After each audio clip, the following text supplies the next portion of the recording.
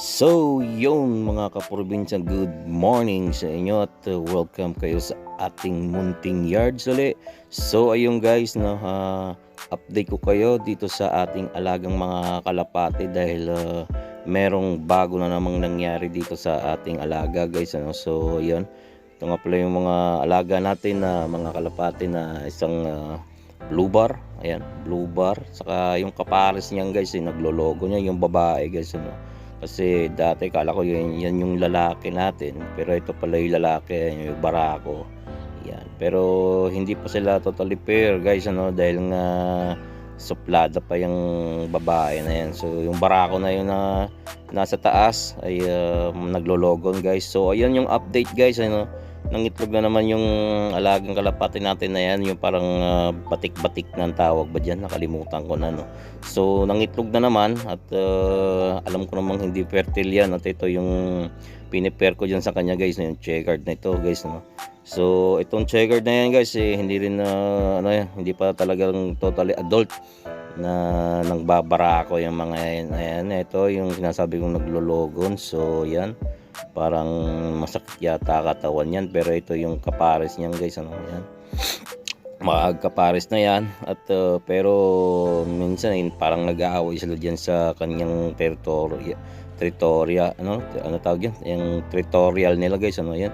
So yun yung na yan, yung isang kalapati na parang batik na may puti na yan guys. Ayan yung nangingitlog, ayun, ayun, nililimliman niya na nakita ko kayo na sa habang kumakain sila, meron isang itlog. Meron na yung itlog dati guys at kinuha ko na rin, papakita ko rin sa inyo yan. So ito ang unang itlog niyan guys, Hindi ko alam kung bakit nangingitlog to, hindi naman sila pair doon sa pinipair ko sa kanila yan, baka siguro sa feeds or sa sobrang taba ng kalapate, hindi ko alam guys, pero alam kong hindi fertile yan at kukunin natin dahil masasayang lang at may stress lang yung kalapati natin dyan. So ito yung isa pang binibigay ko sa kanila guys. Ayan, so ayan, at kukunin natin yung itlog na yan guys.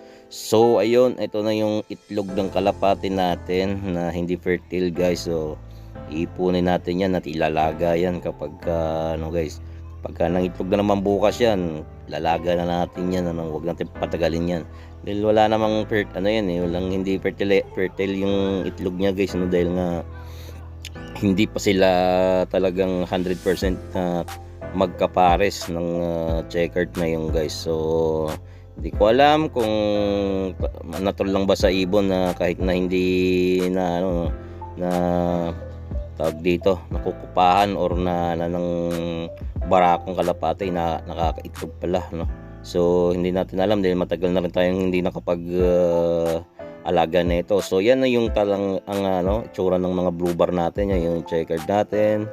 So comment nga guys kung anong tawag yan sa kalapating puti na yan, yung babae, yan yung lalaki yan sa taas yan yung dalawang blue bar, magkapares na yan pero hindi pa talaga 100% na nagbabara ako yung na yan, blue bar white top. So ayun, thank you.